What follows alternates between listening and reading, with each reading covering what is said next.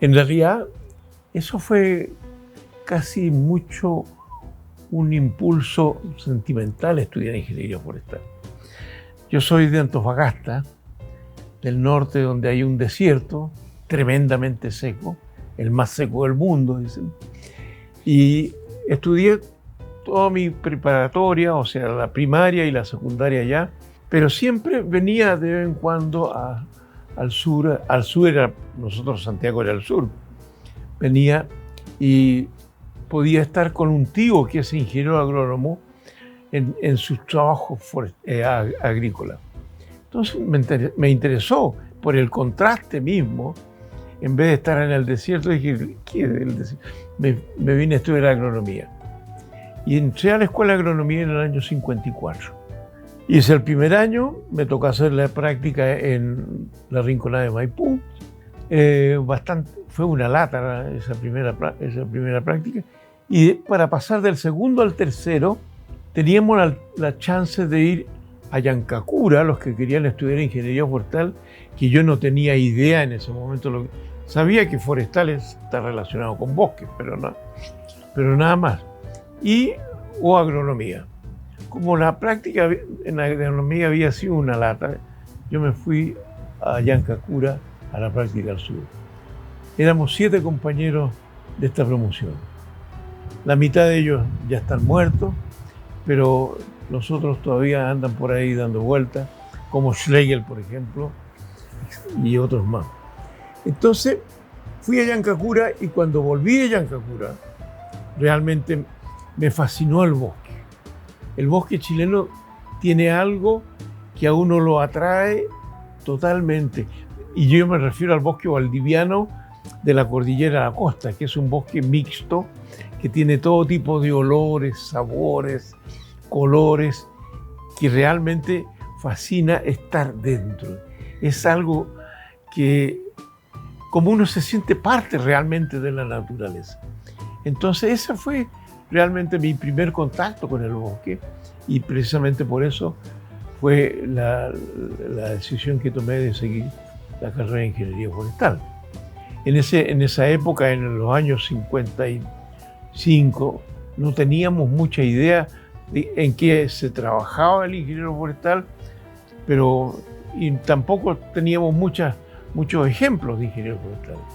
Teníamos un equipo de profesores que era extranjero, que eran de la FAO, la mayor parte de ellos, y entonces, seguí ingeniería forestal y terminé y me recibí el año 60. Claro, el problema es que en ese momento empezaba una contradicción en la ingeniería forestal entre lo que es el bosque nativo, el bosque realmente, y las plantaciones en monocultivo. Se les dio mucha importancia en esa época precisamente porque los primeros ingenieros forestales fueron más bien de tipo dentro del campo económico importantes, como la de Susaeta, como Fernando Garrido, por ejemplo, que era un silvicultor, pero que trabajaba principalmente con especies exóticas. Y la orientación básica nuestra fue hacia las plantaciones. Esa fue la orientación que comenzó. Recordamos cuando se crea la carrera de ingeniería forestal en la Austral, estaba planificada más para bosque nativo. Entonces muchos tuvimos de repente la intención de tomar más contacto con la Austral. Pero también la Austral después se enchecó hacia los monocultivos. Mi primer trabajo es en una empresa forestal de plantaciones. Y en esa época uno hacía lo tradicional, que era rozar todo lo que era el bosque nativo, quemar el bosque nativo y después hacer plantaciones de pino. Esa era, digamos, la esencia de los primeros años de trabajo que yo tuve en una empresa que se llama Inforsa, que pretendía instalar una fábrica de papel en Nacimiento, que ahora es de la SMPC, pero que esa era un poco la idea. Entonces mi primera experiencia profesional fue precisamente esa. Y eso, bueno, el trabajo que a uno le ofrecían era dentro de esos campos. Entonces no había un trabajo para hacer un manejo bosquenativo. El manejo bosquenativo todavía era una utopía. Era una utopía. Y ahí empecé. Después cuando terminé el trabajo en Inforsa, era el año 64. Y venía Eduardo Frei Montalva con la Revolución y Libertad. Yo era demócrata cristiano en esa época y empecé a trabajar para el gobierno. Y trabajé precisamente en planificación forestal. La primera oficina de planificación forestal se creó ahí en el Consejo Superior de Fomento Agropecuario. Y en esa oficina hicimos el primer plan de reforestación para Chile. Y también hicimos un proyecto de ley forestal, donde por primera vez también se hablaba ya de lo que se llama el régimen forestal, que es un sistema de manejo del bosque y de las plantaciones, el manejo forestal. Y de ahí el ministro de Agricultura, Hugo Trivelli, y el director de Agricultura, Ricardo Isla, me nombraron director del Departamento Forestal en los años 60. El Departamento Forestal es el precursor de la CONAF. O sea, era un pequeño departamento dentro del Ministerio de Agricultura. Después, cuando por ley de reforma agraria se crea el Servicio Agrícola Ganadero, el Departamento Forestal se transforma en la división forestal del Servicio Agrícola Ganadero. Y ahí estoy hasta el año 69. Y en el año 69 viene una fuerte crisis política y personal también, porque realmente esa revolución de libertad no se produjo. Y al no producirse, entonces, nos dejó frustrados a muchos. Y yo hice una solicitud y fui con una beca a Alemania en ese momento, el 70 y el 71. Después, cuando vuelvo, el 71, entro y continúo trabajando en planificación. Pero ahí había ocurrido algo muy interesante. En el sector forestal, todas las actividades, y ahora también ocurre eso, todas las actividades estaban separadas en diferentes instituciones.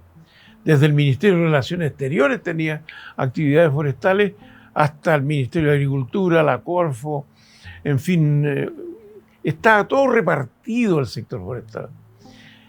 Cuando viene el gobierno Allende y el gobierno de la Unidad Popular, se crea el Instituto Forestal, ya estaba creado para investigación. Se crea la CONAF, que es el Servicio Forestal. Y el Comité Forestal de Corfo toma todo lo que es la parte industrial y las empresas que estaban dentro del área social. Y todo eso se junta en un solo bloque, y el que estuvo a cargo de eso fue Jaime Toa. Por lo tanto, tuvimos la posibilidad en ese momento de hacer todo un trabajo político para el sector forestal en su conjunto. Y a mí me tocó trabajar en la división de planificación. En la división de planificación tuvimos dos cosas importantes.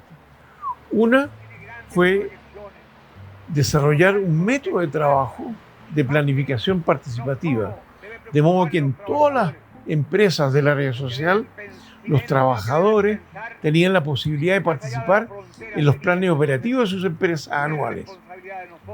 Desarrollamos un método para que esa participación sea real, sea efectiva. Y entonces, el plan operativo del año 73, por ejemplo, ya estaba en marcha. Habíamos hecho todo un trabajo de capacitación de los trabajadores en que partía en cada una de las unidades del área social, por sección, se hacía un plan. Después, por el departamento, después por toda la línea productiva y después por toda la fábrica. Entonces, ahí participaban todos los trabajadores en la discusión de ese plan, de sus metas, de sus necesidades, etc. Eso lo hicimos, la metodología la hicimos en la división de planificación. Y después, cuando nos dimos cuenta que era necesario coordinar todas las empresas, también planteamos la necesidad de hacer un encuentro de trabajadores forestales de todo el área social. Y se hizo prácticamente en junio del 73, el primer encuentro de trabajadores forestales de la red social, donde se hizo todo un trabajo, se trabajó en planificación, se trabajó en participación, se trabajó en capacitación y se trabajó en todo el concepto de lo que implica la posibilidad de decidir respecto al sector. Pero también tuvimos en ese momento, la segunda cosa, un apoyo prácticamente muy fuerte del gobierno de Finlandia. Finlandia veía con caras muy positivas lo que estaba ocurriendo en Chile. Y fue el país que desinteresadamente apoyó al país en el sector minero y en el sector forestal. Y en el sector forestal dijo, nosotros los vamos a apoyar con un plan de desarrollo forestal a corto y largo plazo. Entonces vinieron toda una cantidad de expertos finlandeses y se elaboró el plan. El año 73, pocas semanas antes del golpe, llegó a mi oficina de planificación un tremendo cajón con 20 copias del plan, de las cuales yo tengo una y nadie más tiene copias. Además, en Finlandia posiblemente hay una en la oficina de Peveri. Eso es casi como una anécdota. Pero la anécdota más importante de esa es que en el Comité Forestal no había espacio para nosotros. Y por lo tanto nosotros estábamos en el antiguo edificio del Instituto Forestal, que queda en una casita chica que se llama Belgrado, en Vicuña Maquena, a 2 cuadras de la Plaza Italia. Eran 2 casas antiguas, grandes. Lo curioso es que después del golpe militar, ese fue el primer centro de tortura de la famosa DINA, cuando comenzó la DINA a trabajar. Belgrado, las casas del Instituto Forestal fueron un centro de tortura, uno de los primeros que se creó y que fue terrible. Y el Instituto Forestal, que tenía un edificio nuevo en La Reina, un precioso edificio que habíamos construido desde la época de Frey para adelante, eso el Ponce Lerú se lo entregó al Ejército de Chile y ahora es parte del Ejército de Chile, y el Instituto Forestal se fue al centro de Santiago y después ahora está esencialmente en Concepción y aquí en una casa. Pero la historia del Instituto Forestal y de sus casas es una historia realmente aterradora para mi gusto. Entonces, ¿qué ocurrió? Estábamos planificando, estaba toda la parte productiva del área social, forestal, y viene el golpe. Inmediatamente nos cerraron la puerta, no pudimos entrar a la oficina. Al día siguiente del golpe estuvo todo cerrado. Al día subsiguiente ordenaron que nos presentáramos en la oficina y toda una lista de los exonerados, entre los cuales estaba yo, por supuesto. Estábamos todos en la calle y ahí estuvimos en la calle mirándolo las caras. Y durante todo ese tiempo realmente fue terrible porque estábamos tratando de saber qué había pasado con todos nuestros amigos, nuestros compañeros, nuestros colegas. Jaime Toá estaba preso y estaban varios presos. Y lo mismo ocurrió con el Instituto Forestal, con la CONAF, etc. Y en el mes de octubre, Finlandia envió una misión a Chile. Una misión para analizar un poco la situación y proponer una actitud finlandesa hacia Chile. Y esa misión recomendó que Finlandia, por primera vez en su historia, aceptara exiliados políticos chilenos en Finlandia. Finlandia tuvo su independencia el año 17, a raíz de la revolución rusa. Y nunca había tenido exiliados políticos. Entonces aceptó a 100 chilenos y estuvimos nosotros, prácticamente empezamos a llegar a fin de diciembre a Finlandia. Yo en realidad me fui a Finlandia por 2 motivos. Uno, porque en realidad no tenía nada que hacer acá, no tenía trabajo, y ya no tenía ahorro, tenía familia, tenía 2 hijos. Entonces prácticamente no tenía nada, ningún asidero. Mi partido, que era la Izquierda Cristiana, es un partido chiquitito que prácticamente no tenía ninguna infraestructura de nada en esa época, con varios de sus dirigentes exiliados. Entonces, y además de eso, un ingeniero forestal, cuyo nombre no lo voy a decir, hizo una lista de los forestales que éramos partidarios de la Unidad Popular. Y esa lista se la entregó a una unidad que había en la Quinta Normal, porque nosotros estábamos en la Quinta Normal de Agricultura, estaba ahí la Facultad de Agronomía y la Escuela Forestal. Había una facultad de la Radio Naval. Y eso empezaron a buscar de acuerdo con esa lista. Ellos llegaron a la casa de un tío mío que se llama igual que yo, Eduardo Astorga, y a preguntar por Eduardo Astorga. Bueno, preguntaron por mi tío, por mi sobrino, que también es Eduardo Astorga, pero finalmente no encontraron nada. Y mi tía le dijo, aquí Eduardo Astorga están buscando. Estamos buscando a Eduardo Astorga Schneider. Bueno, yo soy Schneider. Entonces, no, ese es mi sobrino. Y ahí me avisó. Yo dije, pucha, estando perseguido, mejor me voy a Finlandia por un tiempo y me fui. Nosotros llegamos a Finlandia, fuimos prácticamente 6 ingenieros forestales chilenos o forestales chilenos que fuimos a Finlandia. Y también un dirigente sindical, en fin, dentro del grupo que se consideró el grupo forestal que fue a Finlandia. Y llegamos en pleno invierno con 10 grados bajo cero, pero el gobierno de Finlandia nos trató muy, muy, muy bien.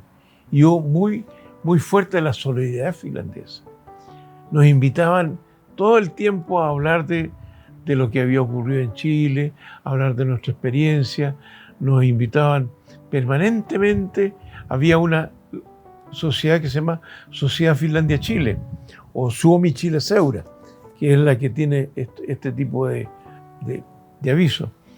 Y esa sociedad prácticamente fue la que organizó toda la solidaridad y estuvimos muy... El gobierno finlandés se preocupó mucho de que tuviéramos trabajo. Yo a los 5 meses ya estaba trabajando, no, a los 4 meses ya estaba trabajando en el Instituto de Investigaciones Forestales finlandés. Los otros compañeros chilenos también estaban o en el servicio forestal o en lo que se llamaba, se lo digo en finlandés mejor, Ammatikasvatus Hallitus. Ese es el consejo de formación o de educación profesional. Y ahí estaban prácticamente un grupo importante porque le dan mucha importancia a la capacitación forestal. Y de ahí después hubo una organización que se llama Forest Training Program, o el programa de capacitación forestal, con el cual yo trabajé durante varios años más adelante. Y después de eso hubo un concurso nórdico para contratar ingenieros forestales chilenos para trabajar en Mozambique. Entonces yo me presenté al concurso y gané un concurso para ser director de un proyecto de reforestación en Mozambique, en el centro de Mozambique, en un lugar que se llama Provincia de Manica y el pueblo Chimoyo. Y ahí comencé a trabajar prácticamente desde cero. Aquí relato todo eso. Apenas llegamos con mi señora, recién casados, por decir así, porque los nórdicos consideran que la vida común es como un matrimonio. Entonces nos fuimos allá tuvimos nuestra primera hija y nos fuimos a Chimoyo y ahí vivimos 4 años. Después volvimos a la capital, Temuco, por 2 años y después volví a Chimoyo para la construcción de un complejo forestal industrial que estaba construyendo el gobierno de Mozambique con un aserradero, con una fábrica de partículas, etcétera, etcétera. hasta el año 83. El año 83 terminamos la construcción de esa fábrica y regresamos a Chile. Fueron 10 años, 4 en Finlandia y 6 en Mozambique. Tuvimos primero una conversación con mi esposa. Teníamos la posibilidad de ir a Finlandia y continuar trabajando en Finlandia, en el Instituto de Investigaciones, o venirnos a Chile, que era en ese momento un signo de interrogativo, porque estaba en plena dictadura y estaba en plena inicio de las protestas. Entonces, mi señora generosamente dijo, yo sé que tú quieres ir a Chile, y nos vamos a Chile. Nos vinimos, teníamos 2 hijas ya, Ana y Emilia. Y llegamos en diciembre, afortunadamente bastante bien, no tuvimos ningún problema. Y con los ahorros que habíamos tenido en Mozambique, porque ella trabajaba también ella es médico pediatra, trabajaba en el hospital de Chimoyo, y yo trabajaba también con los nórdicos y tenía un sueldo bastante bueno. Entonces teníamos cierto ahorro que nos permitió comprar una casita simple, pero que la arreglamos bastante. Nos costó en esa época 3 millones de pesos, pero después le pusimos como 2 más. Entonces, esa casita queda en Barros Borgoño, en la calle Barros Borgoño. Y no tenía trabajo. Mi señora tampoco tenía trabajo y empezó a hacer tuvo que revalidar el título de médico. Ella tenía el título de médico, el doctorado en la Universidad de Zúrich en Suiza, el título le valía en Finlandia, en todos los países nórdicos, en Estados Unidos, pero aquí no valía. Entonces tuvo que revalidar, prácticamente fue a hacer la carrera de nuevo. Hizo la carrera de nuevo y a los 3 años ya tenía el título chileno con máxima distinción. Bueno, la cosa es que ella empezó a trabajar también y yo no tenía trabajo ni en el sector público ni en el privado por la dictadura. Y entonces me puse a vender algunos productos farmacéuticos y al final empecé a vender algunos productos médicos que creamos una pequeña empresa que todavía existe. Y después mi esposa tenía que hacer su especialidad y también su doctorado en Finlandia. Entonces íbamos a Finlandia, fuimos en el año 86, 87, y en Finlandia, por cosas del destino, también contacté a un amigo finlandés y me dice, pucha, yo necesito que tú hagas un proyecto para los países sudano-sahelianos.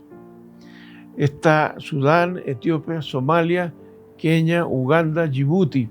Esos son los países sudano-sahelianos, que están un poquito al sur del Sahara, así se llama.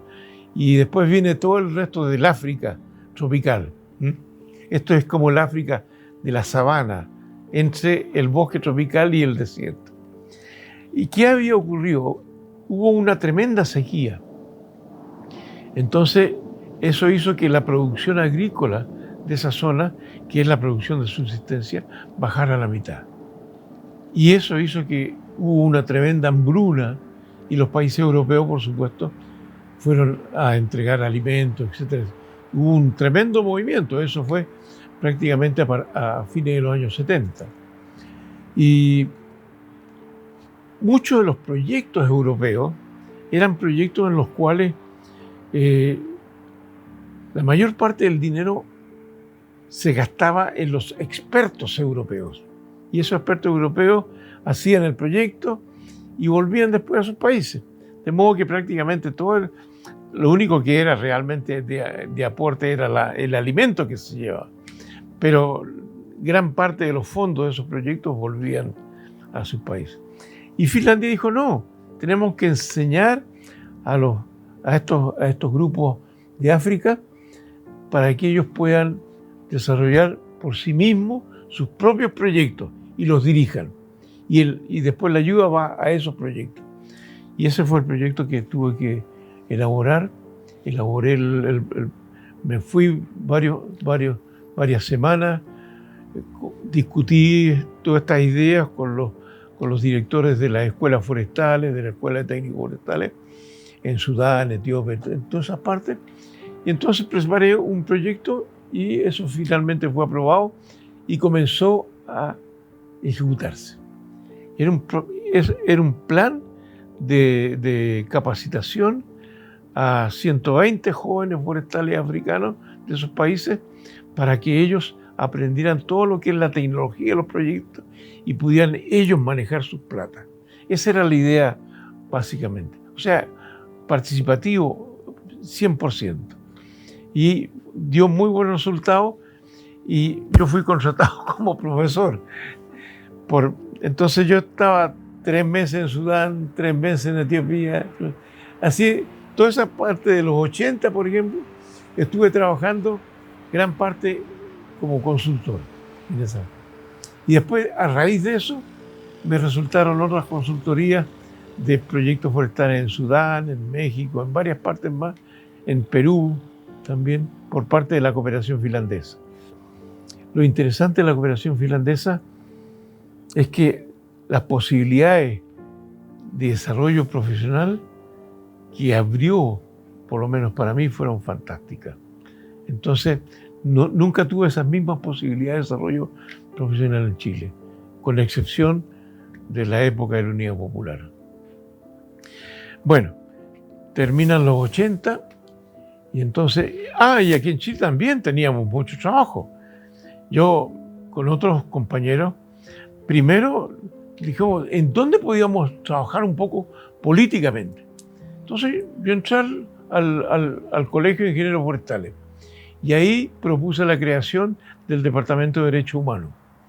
Y se creó una unidad de derechos humanos, que estaba yo solo prácticamente. Después entraron otras personas más y empezamos a juntarnos con otros colegios profesionales en reuniones de derechos humanos respecto a qué había pasado con los profesionales en materia de violación de los derechos humanos. Empezamos a hacer encuestas, a averiguar, etc. Y para nuestra sorpresa ha habido una violación de derechos humanos dentro del sector forestal tremenda, que todavía no termina. Incluso están todavía ciertos juicios, por ejemplo el juicio del famoso complejo Panguipulli, que impactó al que fue alcalde de Providencia, de la B, que todavía está ahí en juicios que están pendientes, en fin. Ha habido todo en eso. Y eso entonces lo hicimos hasta prácticamente a final de los 80. Y con estos compañeros también creamos lo que se llamó Forestales por la Democracia. Y participamos en todas las marchas. Yo le tengo una foto ahí, dice Forestales por la Democracia, donde está Susana Benedetti del Instituto Forestal. Ahí vemos varias de fotos antiguas. Y también íbamos a hacer al final, el 89, íbamos a hacer un seminario que se llama Chile en la perspectiva, el sector forestal en la perspectiva democrática. Y viene el plebiscito y ya cambió todo. Se ganó el no a Pinochet. Como dijo el Fortín Mapocho, corrió solo y llegó segundo. Corrió solo y llegó segundo. Imagínense qué inteligente el titular. Y viene después entonces el proceso de la democracia. Cuando estaba en Chile me dedicaba a todas esas cosas y después iba a esa consultoría. Pero lamentablemente después cuando viene Patricio Aylwin, realmente yo no tuve trabajo como forestal. Un trabajo, digamos, de cierto nivel, porque había varios trabajos, pero un trabajo que realmente tuviera una cierta responsabilidad, como había tenido anteriormente. Entonces, no pude conseguir. Tenía que haber entrado a alguno de los partidos políticos y por supuesto que no quise entrar a ningún partido político de la concertación y no entré, no.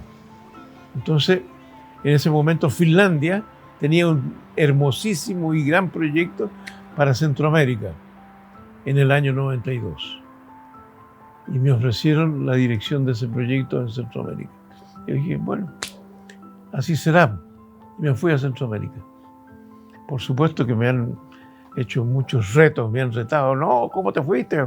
Justo cuando estábamos empezando, pero ahora ya estoy contento de haberme ido y haber hecho ese trabajo. Y volví en el 97. Y ahí es donde tengo el primer encuentro con la agrupación de ingenieros forestales por el bosque nativo. Fíjese que eran todos funcionarios de la CONAF de esa época.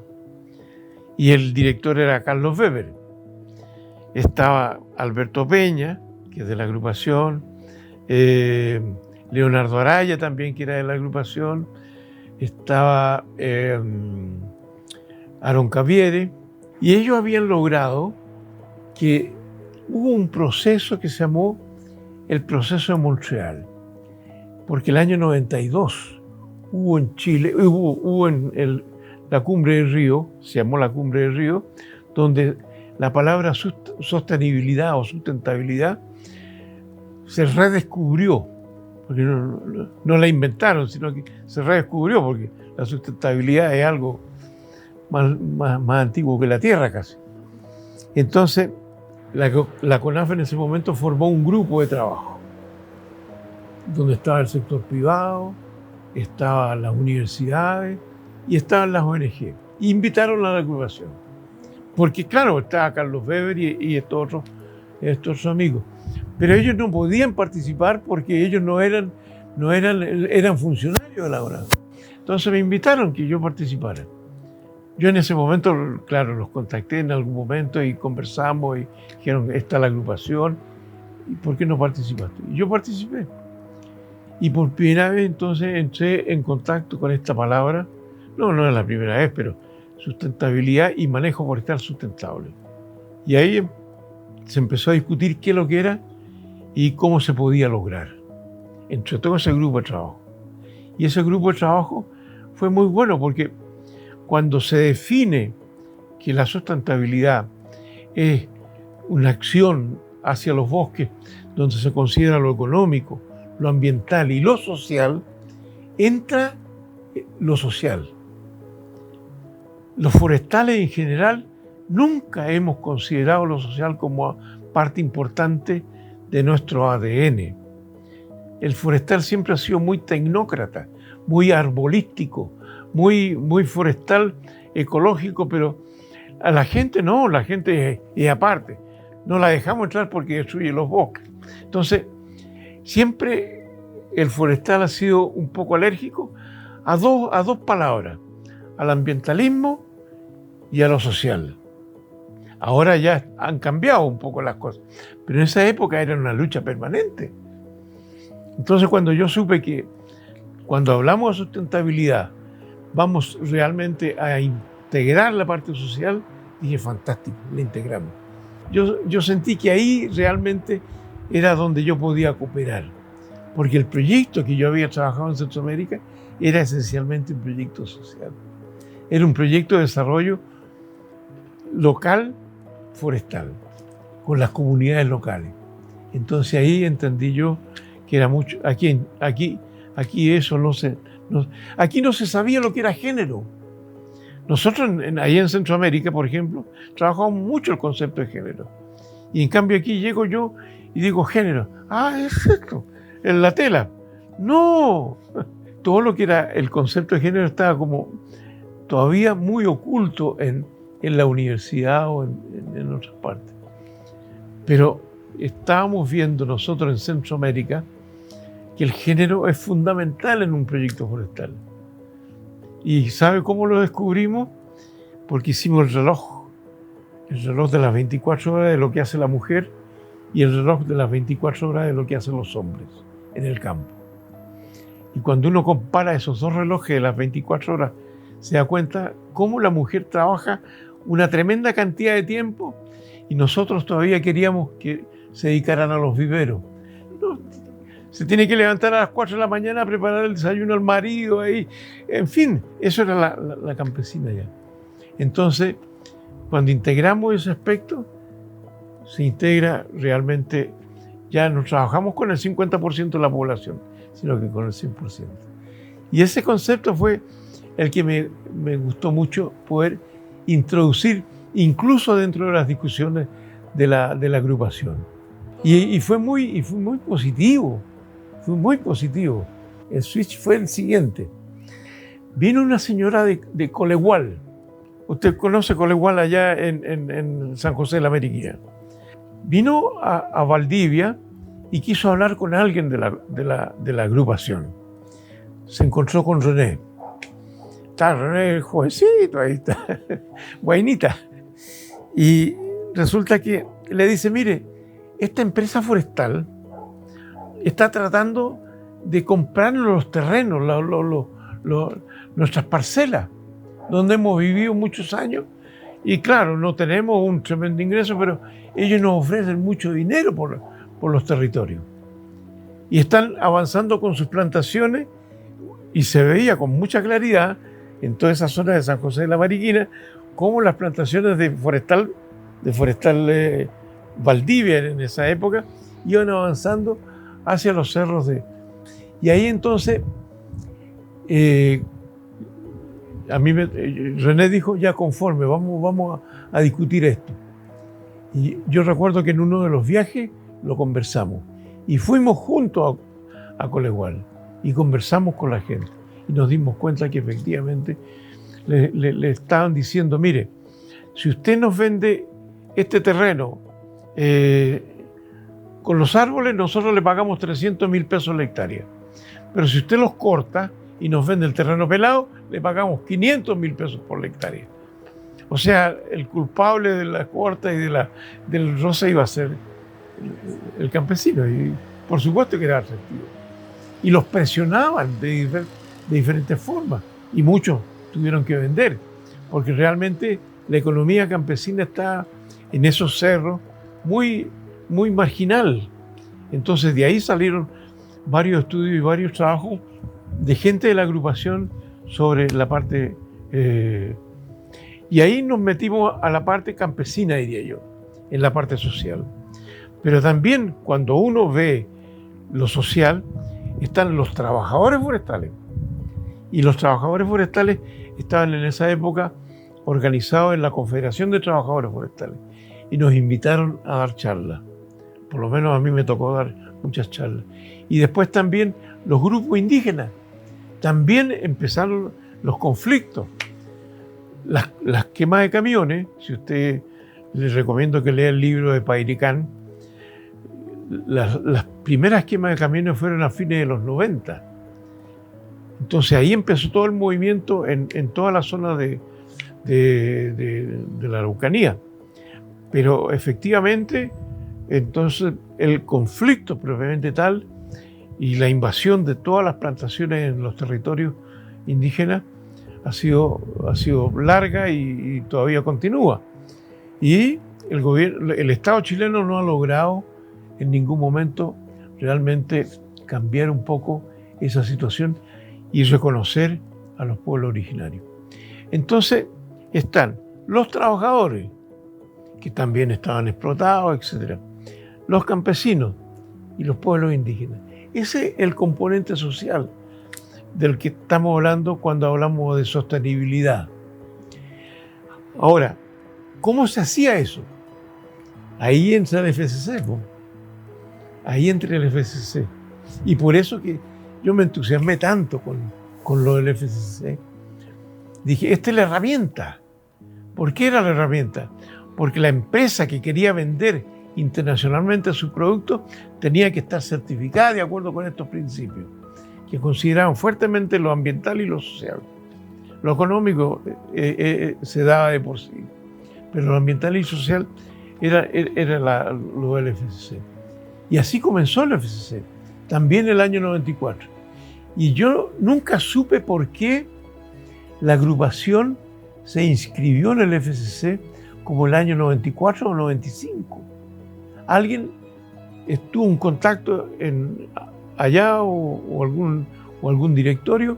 La cosa es que cuando viene el director del FCC a Chile, nos dice, no, pues la agrupación es miembro internacional, es miembro del FCC internacional.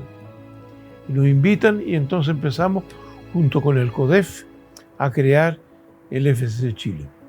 Primero se llamó ICEFI Iniciativa Chilena de Certificación Forestal, y después se transformó en EFC Chile. Mi amigo Claudio Donoso, el fundador. No, él fue una persona extraordinaria. Sabíamos que existíamos antes, en la época de la Unidad Popular, porque la esposa de él, que falleció hace muchos años, ella era miembro de la Izquierda Cristiana. Entonces yo supe, cuando estaba en Santiago, en el Comité Forestal, que había una persona relacionada con mi colega Claudio Donoso, que era miembro de la Izquierda Cristiana y que estaba en Valdivia. Y tuve muchas ganas de ir a Valdivia, pero nunca tuve la posibilidad. Pero ella era la... Y las hijas también tengo entendido que también eran muy simpatizantes. Entonces, de esa época, yo conozco la existencia de Claudio y de su familia. Y después cuando empezamos a trabajar en la agrupación, entonces ahí ya nos identificamos y hemos estado, pero horas juntos. Y hemos ido hasta café con piernas juntos. Eso no lo ponga. No, siempre el René. Bueno, le cuento un poquito la historia más antigua. Una de las cosas que me tocó hacer a mí fue la creación del precursor del Colegio de Ingenieros Forestales. Creamos nosotros la Asociación Chilena de Ingenieros Forestales, la ACHIF, que después dio origen al colegio. Y este es del año 65, cuando yo fui presidente de la ACHIF, y entonces hicimos las primeras jornadas forestales nacionales, y este es el libro, el acta de las primeras jornadas forestales. Y después están las segundas, que fueron en Concepción, las terceras, que fueron en Valdivia. Entonces, toda esta es parte de la historia también. Y aquí están las dos publicaciones que hicimos cuando estaba en el Consejo Superior de Fomento Agropecuario, el Plan Nacional de Reforestación. El primero en Chile, y era para el año 66-70, que se cumplió muy poco. Y después este proyecto de ley forestal también lo hicimos. Frei lo mandó al Congreso, pero nunca pasó de la Comisión de Agricultura de la Cámara de Diputados. Quedó empantanado y sigue empantanado hasta ahora. Es un precursor de los 15 años de la ley forestal que tenemos de bosque nativo. Bueno, eso es antiguo, ¿eh? Y entonces lo que hicimos también en la época de Allende, en la Unidad Popular, este plan de desarrollo forestal a corto y largo plazo para Chile. Por ejemplo, este plan de desarrollo está en inglés, pero hay también en castellano. Y todos estos son los documentos que se han salvado de esa época y que ya no existen más. Y este es el plan de largo plazo.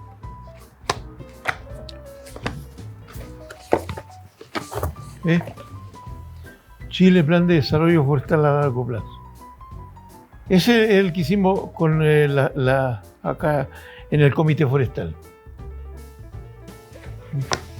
Así que son cosas que yo he guardado con mucho cariño y todo eso. Este es el seminario que teníamos nosotros organizado en el Canal Nos, que se llama Sector Forestal en la Perspectiva Democrática. En San Bernardo iba a ser el octubre del año 88, que fue cuando viene el no y ya se acaba Pinochet como presidente. Sigue, por supuesto, con el poder, pero se acaba como presidente. Esta es la Carlos Febel, donde entrega el informe de la Oficina Coordinadora Ambiental. donde hace lo que se llama, se estudia el proceso de Montreal. Y ahí empieza el concepto del manejo forestal sustentable. Y entonces, de ahí pasamos nosotros a la parte de la certificación forestal. Y vimos que la certificación forestal podría ser el instrumento para implementar eso. Y en gran medida hemos tenido razón, ¿eh? En gran medida eso ha funcionado. La parte social se integra dentro de las actividades de la agrupación cuando esta señora y este grupo de Colegual y Pichilingue llegaron, y entonces nosotros quedamos de apoyarlo. Pero para apoyarlo era necesario entender qué es lo que es un sistema productivo campesino y todas esas cosas. Y ahí me tocó capacitar a todo el grupo de forestales en parte, en qué es lo que se entendía por eso y cómo era el trabajo, etcétera, etcétera. Porque muchas veces los proyectos van e imponen ciertas cosas en las comunidades. Pero un proyecto que realmente quiere tener éxito y continuidad tiene que abrir espacios donde la comunidad toma todas las decisiones del proyecto. Ese es un poco el concepto, la filosofía de la participación. Y eso entonces lo empezamos a lograr al trabajar con FCC. Y por eso es que a fines de los 90 y comienzos del siglo, ahí tuvimos un proceso muy interesante. Para mí ya entendí en ese momento que la certificación era realmente era un instrumento fantástico para poder trabajar en esto. Porque era el mercado el que estaba exigiendo a las empresas forestales que estos principios y criterios y el manejo y toda la parte social y ambiental se integrara realmente dentro del manejo. Y eso fue muy importante. Yo en esa época iba muy, muy frecuentemente a Valdivia. Empecé a participar en el directorio de la agrupación por muchos años.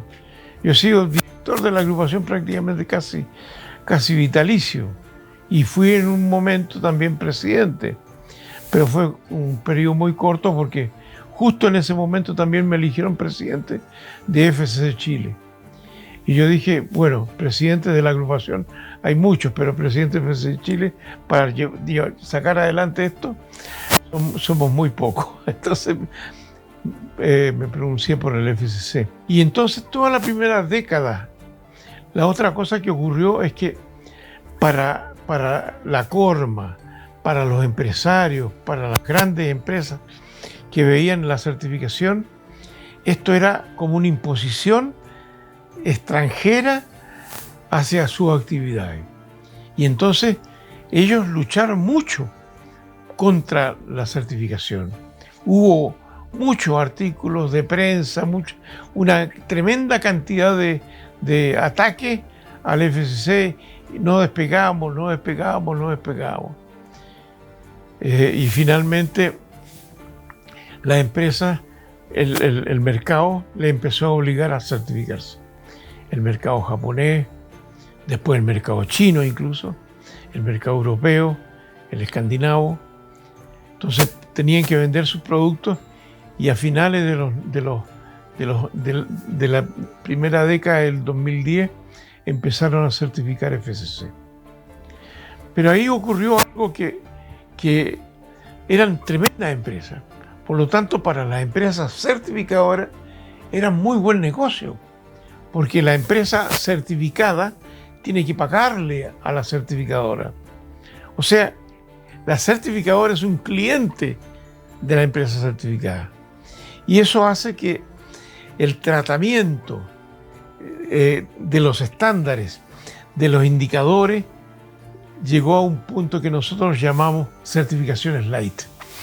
Y nosotros nos metimos muy fuerte en la certificación de Arauco, Mininco.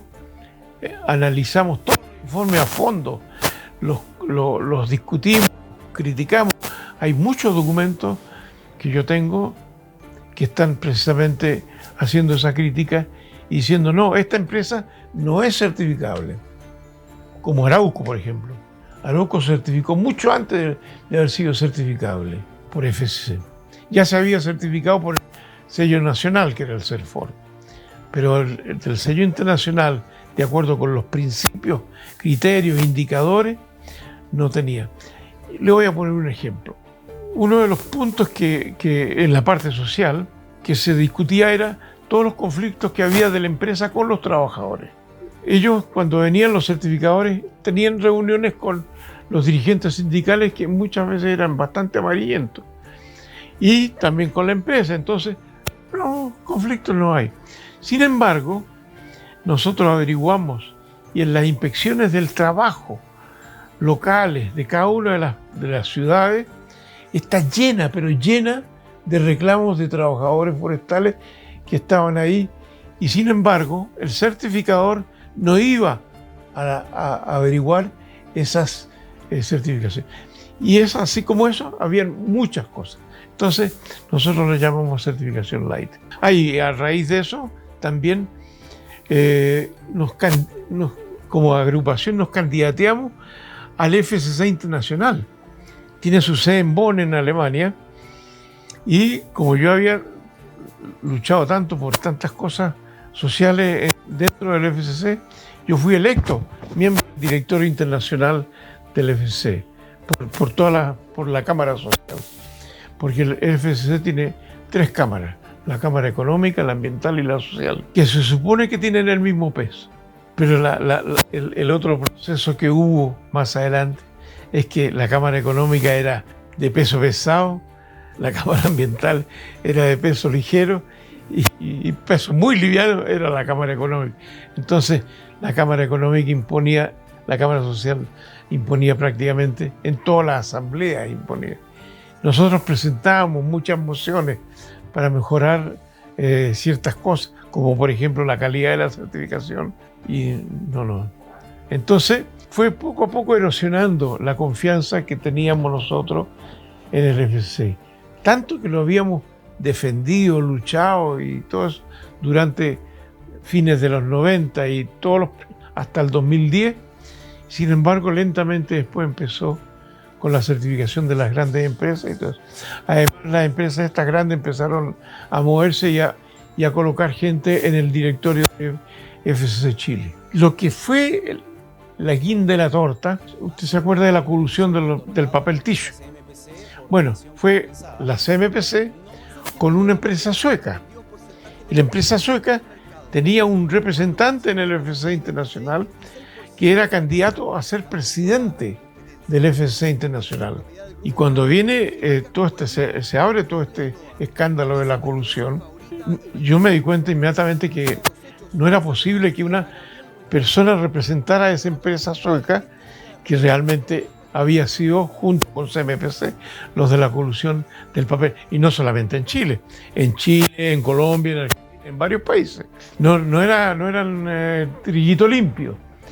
Y entonces hicimos tremendos movimientos. Yo mandé carta a todos los directorios de la empresa sueca, del FSC Internacional, y finalmente este señor no pudo ser presidente de FSC Chile. Pero en todo caso, todas estas cosas hicieron que fuéramos perdiendo la confianza. La otra pérdida de confianza fue cuando continuaban certificando en territorios del conflicto mapuche. Del conflicto de las empresas forestales con el pueblo mapuche. No es el conflicto mapuche. A uno le han metido eso en la cabeza, pero no, es el conflicto de las empresas forestales con el pueblo mapuche. Porque el pueblo mapuche existió ahí para siempre. Las empresas forestales entraron ahí después con la dictadura. Y entonces ellos crearon no crearon, sino que avivaron un conflicto que existía. Existía ese no reconocimiento de los pueblos originarios. Y la entrada de las empresas en la región de la Araucanía precisamente le echó leña al fuego. ¿Por qué? Porque las plantaciones en monocultivo no son parte de la ecología digamos, del ADN de los pueblos originarios. Los pueblos originarios siempre se han caracterizado por defender el ecosistema. Entonces, varias de esas cosas hicieron que nosotros ya dijéramos no más.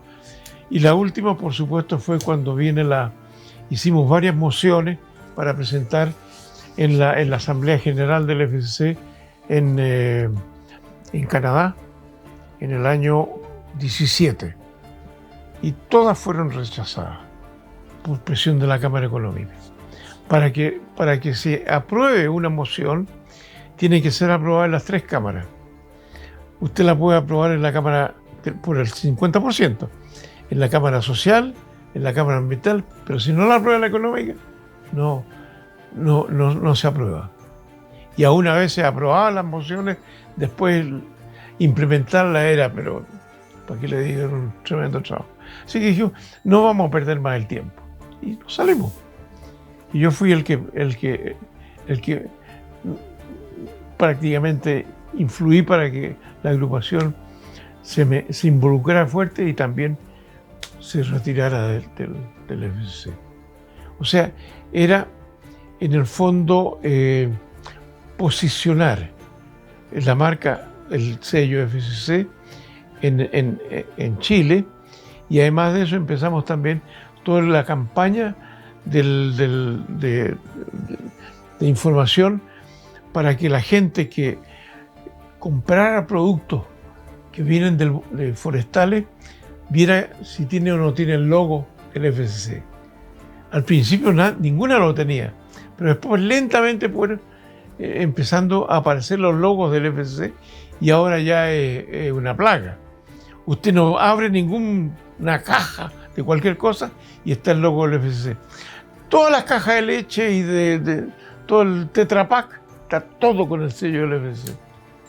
Ya se pierde el sentido. En cambio, antes fue un privilegio en un momento determinado tener el sello porque realmente indicaba que ese producto, madera o papel, venía de un bosque que estaba bien manejado. Ese era el concepto del sello del FCC. Pero después, con la certificación Light y con el poco respeto que se tuvo respecto a los grupos sociales, ambientales, etc., y ahora con todos los aspectos de los incendios, por ejemplo, todas las empresas certificadas han tenido tremendos incendios. Y eso es porque no han cumplido con los principios y criterios del FCC en materia de incendios forestales, tampoco. Entonces, realmente la certificación FCC, en mi concepto, ya no dice nada. Hubo una época en que yo veía a este producto, entonces yo lo prefería a otro. Ahora ya me da lo mismo. Nosotros nos involucramos muy a fondo con la ley de bosque nativo desde la época de Elwin, porque ahí nació la ley de bosque nativo. Y en esa época el proyecto que se presentó tenía nuestra aprobación y nuestro apoyo y nuestro concurso y nuestro trabajo, porque todas estas cosas las hemos hecho a pulso nomás.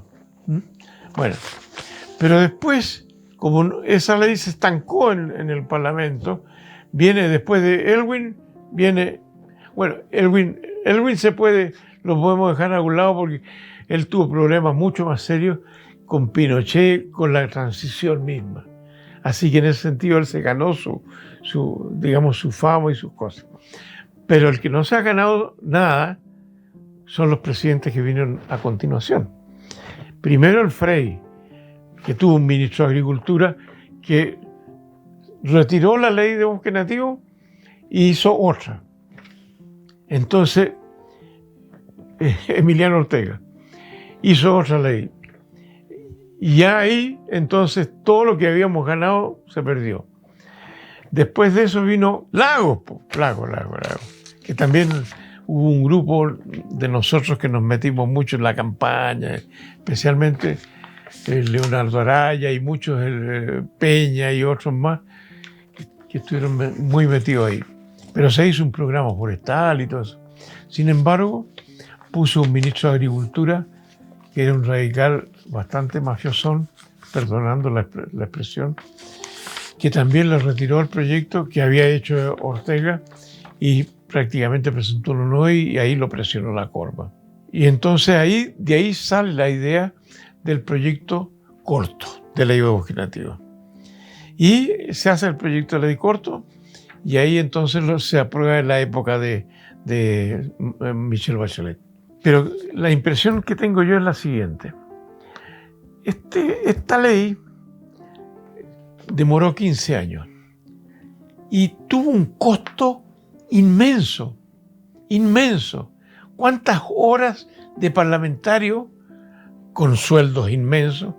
¿Cuántas horas de ministros, de subsecretarios, etcétera? ¿Cuántas horas de ONG se gastaron en discutir? Entonces, el costo que ha tenido este proyecto de ley durante los 15 años es incalculable. Y eso es algo que nadie lo toma en cuenta. Y sin embargo, los resultados que ha tenido han sido tan pobres, pero tan pobres, resultados en materia de manejo del bosque nativo, que realmente da pena, da pena. A pesar de que le han tratado de hacer las cosas, da pena. Entonces, yo no sé cómo no hay una sanción para la Cámara y para el Senado que discuten todo esto. Sale una ley y después la ley no sirve. Entonces hay que modificarla. Y ahora vamos a pasar de nuevo lo que está pasando con el Servicio Forestal, el Sennafor. También, no sé cuántos años más, y sale algo que realmente no va a servir. Entonces, yo no sé si es un problema del sector que tiene una baja prioridad política o es un problema de los políticos que no le dan la prioridad a las cosas importantes. Porque para mí, si hay algo importante en este momento, dado todo el proceso de cambio climático, es precisamente sacar leyes buenas en materia ambiental que permitan efectivamente disminuir toda esa absorción disminuir toda la emisión de carbono y poder tener una cantidad mucho más sujeta de carbono tanto en la madera como en las construcciones. Desde la época de Piñera se hacen estas cosas. Política forestal, y se crea todo un grupo de trabajo y han trabajado pero cualquier cantidad. Pero hace 3 semanas atrás aparece una nueva política forestal del Estado, del Estado, porque esto es del desafío forestal para un Chile sustentable, todo este concepto del Chile futuro, etcétera, que en el fondo sirven para show de los parlamentarios que están ahí. Entonces, esas son las cosas que están ocurriendo y que realmente me preocupan, y por eso que la ley forestal para mí no tiene ninguna significación más que estudiar la forma de responsabilizar durante 15 años a la Cámara y al Senado, a esos diputados y senadores que discutieron por muchos años, ganaron su plata y esto no ha servido para nada al país. Ha sido un desastre. En realidad esto apareció en el 2003, pero había uno anterior, del programa del PNUD. Se llama Desarrollo Humano en las comunas chilenas. Y entonces cuando uno empezaba a revisar las comunas forestales, la región del Biobío, el color rojo, el color café intenso, son las comunas de menor índice de desarrollo humano. El índice de desarrollo humano se basa en 3 cosas: ingreso, escolaridad y salud. Entonces, se considera que estas comunas tienen los índices humanos más bajos. Y resulta que son las comunas donde están las plantaciones forestales. Analizando esto, discutiendo esto en alguna oportunidad, dijimos, bueno, este es el resultado del modelo. Y en esa época también estaba empezando el reclamo de una tremenda cantidad de comunidades donde visitábamos nosotros, porque ya habíamos empezado el trabajo, esos mismos de Colegual y Pichilingue, por ejemplo. Es decir, no, pues este modelo del 701, que beneficia tanto a las plantaciones, es un modelo que no es sustentable, porque llegaban los reclamos mire, hicieron fumigación con productos tóxicos que mataron mis gallinas o mi abeja. Resulta que pasan los camiones cargados de madera a las 4 de la mañana y hay una tremenda polvareda que nos mancha la ropa o hace un tremendo ruido. Resulta que estos camiones rompen los puentes. ¿Cuánta cantidad de comunidades nos dijeron, miren, estas plantaciones nos dejaron sin agua porque se acabó el agua?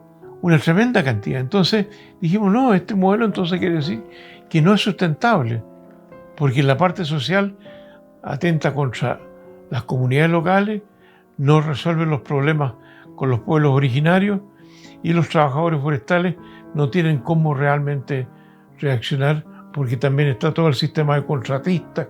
Entonces empezamos a darle vuelta y como el 2005 hicimos una reunión especial y vimos que era necesario que nosotros dijéramos, señores, este modelo forestal que se considera tan exitoso en Chile, porque es un modelo que ha permitido aumentar fuertemente la producción, fuertemente las exportaciones, fuertemente el empleo también, a pesar que es precario, pero ha permitido, y las exportaciones que han crecido no sé cuánto y que el producto forestal ahora ya es el 3% del Producto Interno Bruto. En fin, ha tenido macroeconómicamente una tremenda cantidad de ventajas y todos lo defienden y todos lo quieren. Pero a nivel local, a nivel de las comunidades, a nivel de la población forestal, ha tenido impactos negativos. Y también incluso a nivel ambiental. Entonces eso hizo que efectivamente un grupo empezáramos a trabajar en esto. Lo lideró Cristian Frene y finalmente sacamos ese librito chico que se llama Chile hace un nuevo modelo forestal. Lamentablemente no le dimos mucha publicidad ni tampoco lo movimos mucho eso, pero a partir del año 14, 15, ya estamos retirándonos, desilusionándonos del IPCC. Y también empezaron los incendios grandes. Los incendios grandes empezaron en el año 15 con la población Santa Olga, ahí en Maule, donde prácticamente se quemó un pueblo entero. Después, el 17, vienen los incendios tremendos que quemaron Santa Juana. Eso fue el 19. No, pero hubo el 17 también. Casi todos los años se repetía eso. Y las empresas certificadas. Entonces dijimos, no, hay que trabajar de nuevo en el modelo. Y en el año 2017, yo recuerdo muy bien, hice la propuesta concreta a la asamblea de la agrupación que teníamos que trabajar en renovar la propuesta que teníamos del modelo forestal y plantear uno nuevo, pero ya mucho mejor trabajado. Y entonces la asamblea lo aprobó y lentamente con Enrique Burchell empezamos a hacer los preparativos, invitamos a toda la gente que quisiera participar, hicimos listas y empezamos a identificar los grupos de trabajo. Y ese trabajo duró hasta el 2019. El 2019 ya teníamos el borrador listo y entonces, afortunadamente, la editorial LOM nos acogió y ellos dijeron, nosotros lo vamos a publicar. Y lo publicaron. Y justo lo publicaron cuando vienen todas las protestas de agosto del 19. Coincidió prácticamente con eso. Y de ahí salimos con el nuevo modelo. Ahora, sabemos que hay que mejorar eso, pero hay una cuestión que en ese momento teníamos también la confianza de que efectivamente iba a haber un cambio en la Constitución chilena. Porque un nuevo modelo forestal requiere una nueva Constitución. No puede haber un nuevo modelo forestal en un esquema neoliberal. El neoliberalismo implica que todas las cosas las define el mercado. Y en el sector forestal eso no ocurre. El mercado no planifica ni hace nada para el sector forestal. Todo lo contrario, hace lo que ocurre en este momento. lo concentra totalmente y lo limita en su desarrollo. Pensábamos que iba a ser el primer borrador de Constitución, el elemento básico para avanzar en la implementación, pero ocurrió lo que ocurrió con la Constitución. Chile no quiere cambios y quedamos ahí nomás. Incluso la CODMA habló de un nuevo Chile necesita un nuevo modelo forestal, pero por supuesto que cada uno tiene en mente cuál es su modelo, pero no hay duda que ya este concepto del nuevo modelo forestal que surge de la agrupación ya ha sido algo adquirido tanto en el Senado, en la Cámara, también como en el gobierno, por ejemplo. El ministro a cada rato habla del nuevo modelo forestal o del nuevo modelo. Entonces yo creo que por lo menos el concepto ha entrado. Ahora, empezar a elaborar más trabajo del nuevo modelo. Bueno, aquí se intenta con este librito, no sé si usted lo conoce, pero el Congreso Futuro elaboró esto como una especie de... Y yo estoy de acuerdo con muchas de las cosas. Yo lo leí, por supuesto, y lo estudié. Y estoy muy de acuerdo, y esto coincide mucho con un nuevo modelo. Pero ahora viene el momento de implementar todo eso, con una situación política muy crítica. Pero en este momento yo siento que hemos cumplido, me siento muy orgulloso de haber logrado que ese librito saliera a la publicidad y que en este momento sea una posibilidad que se habla ya en muchas bocas respecto a la necesidad de un nuevo modelo.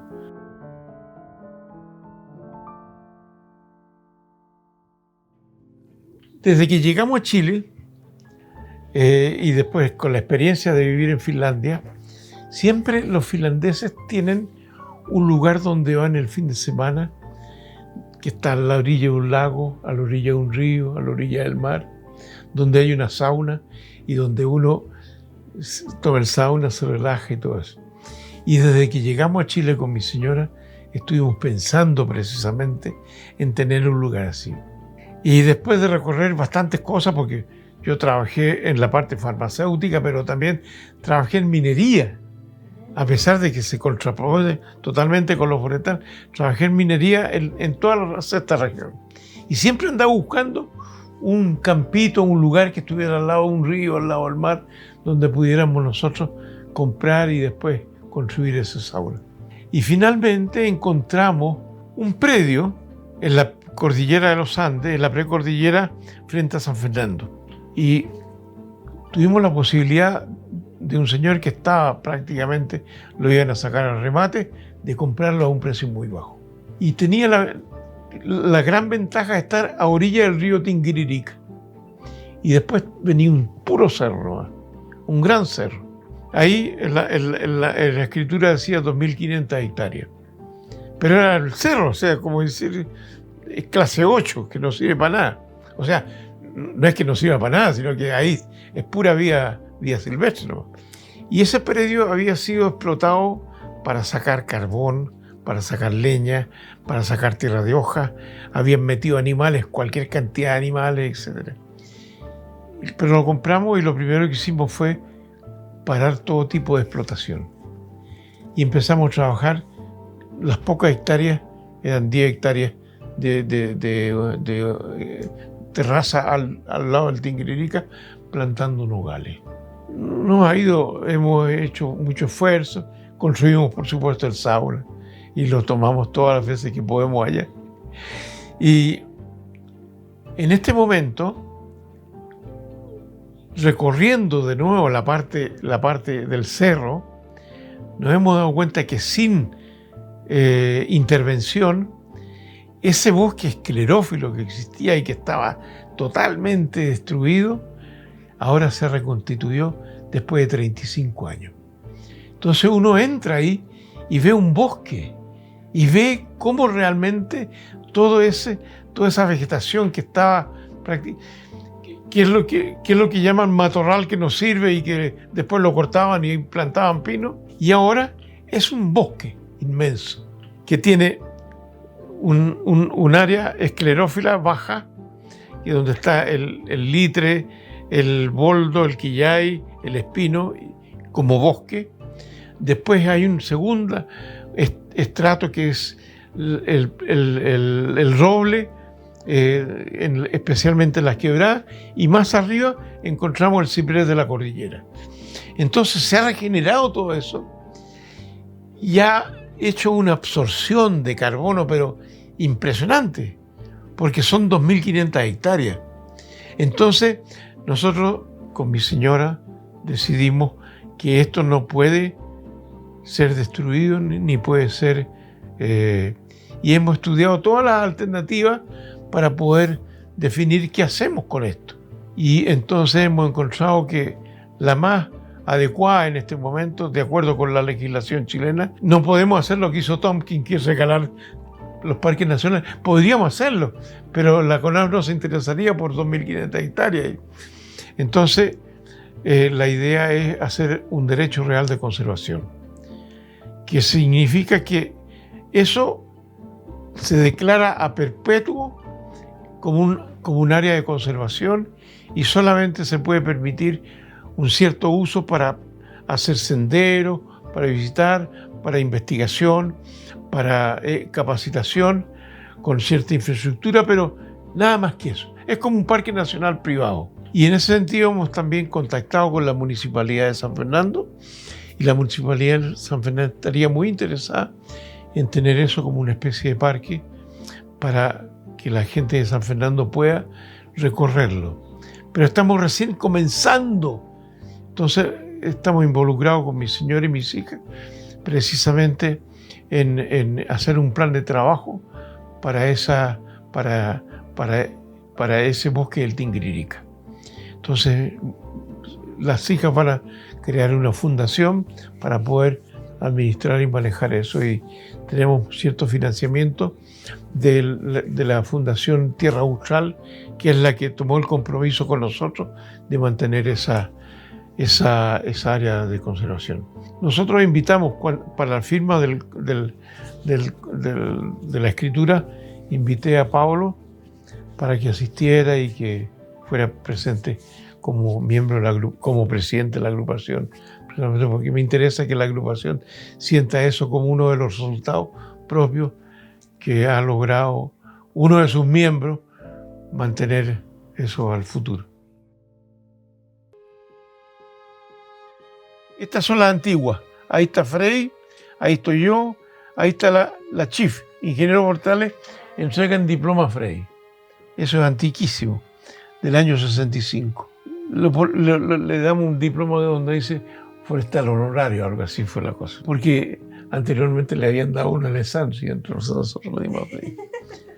Esta es una foto mía que hay en Yancacura, pero no muy buena calidad, que son antiguas ya. Después tengo aquí entre el 70 y el 96. Ahí está el Mozambique, Julio Paupitz, ahí estoy yo, estamos con Ribeiro diciendo, aquí tenemos que construir un complejo forestal. Ahí al lado del bosque, aquí tenemos que construir un complejo forestal. Después, ahí estamos cuando Frei presentó el proyecto de ley forestal. Ahí está el ministro de Agricultura, Hugo Trivelli, ahí estoy yo y Frei está ahí. Cuando viene la reina Isabel, en esa época se hacía una campaña, la campaña forestal, para hacer propaganda forestal. Entonces, todos los personajes que llegaban a Chile tenían que plantar un árbol. Yo era director del departamento forestal y entonces con la reina Isabel plantamos un arbolito en el cerro Santa Lucía. ¿Qué sé yo dónde está el árbol, ¿no? Pero todos y aquí ya empezamos en la época de la dictadura, forestales por la democracia, marchando, todo eso. Ahí estamos, ahí está la Susana Benedetti, que ahora está en el Instituto Forestal, y otros forestales jóvenes, pero ahí estamos, forestales por la democracia.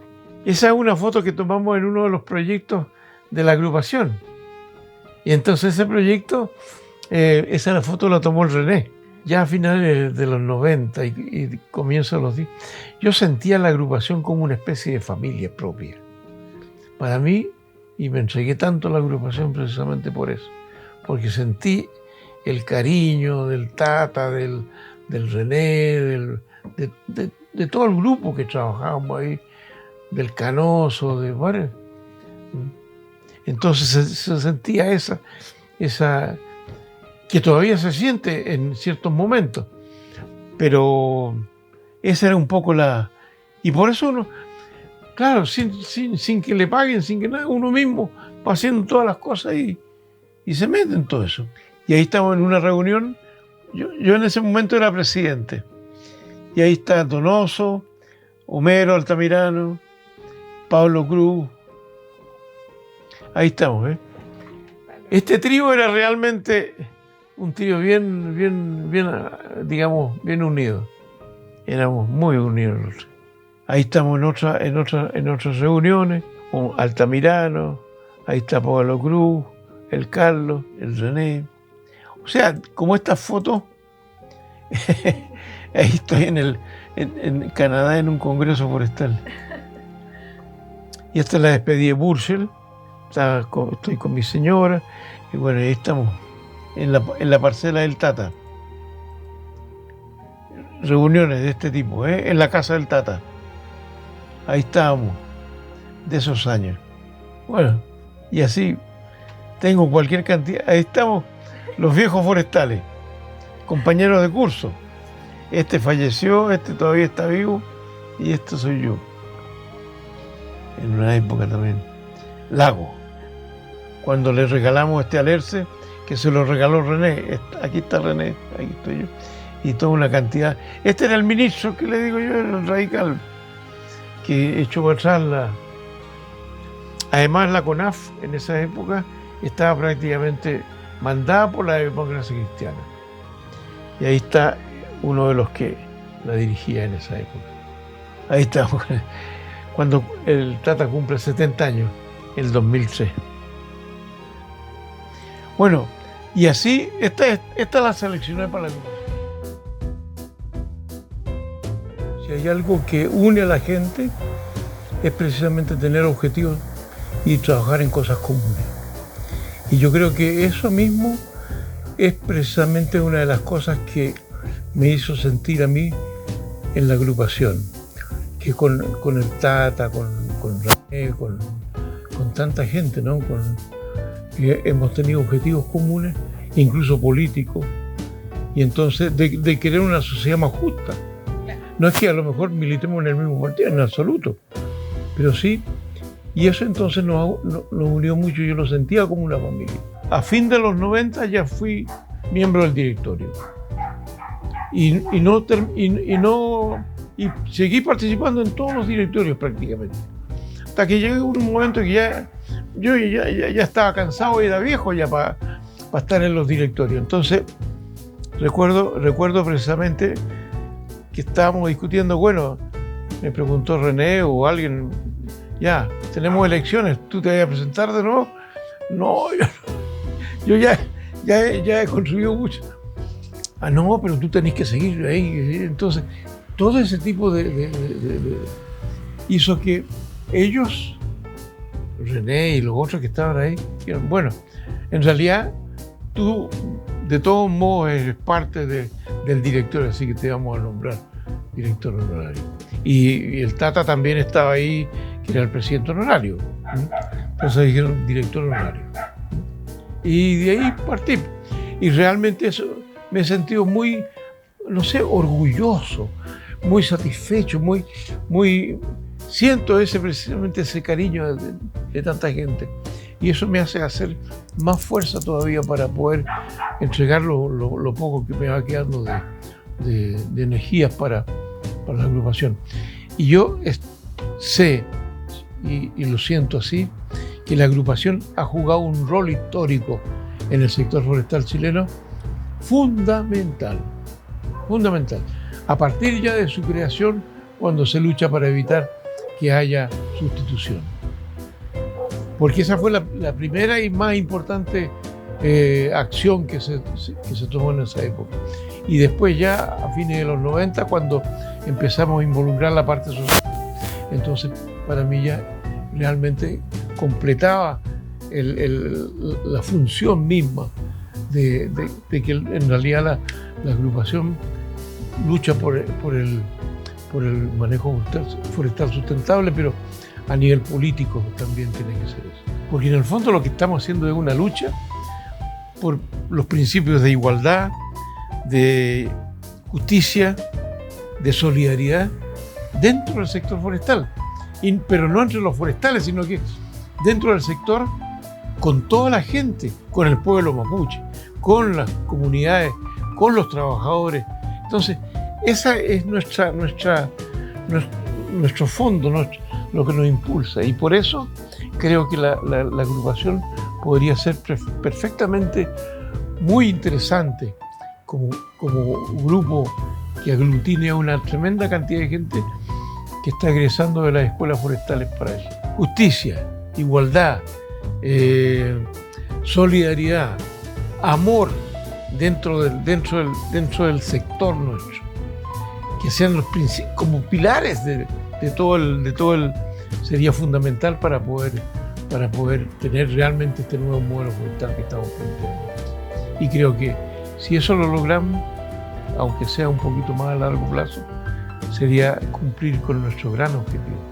Hemos sido siempre una organización bastante sanita, en ese sentido espiritual, y una organización que realmente no ha cometido ni desmanes ni nada, todo lo contrario. Y esto es que con René y con el Canoso, y bueno, otras personas más que no me acuerdo tanto, hemos ido a los bares de Valdivia.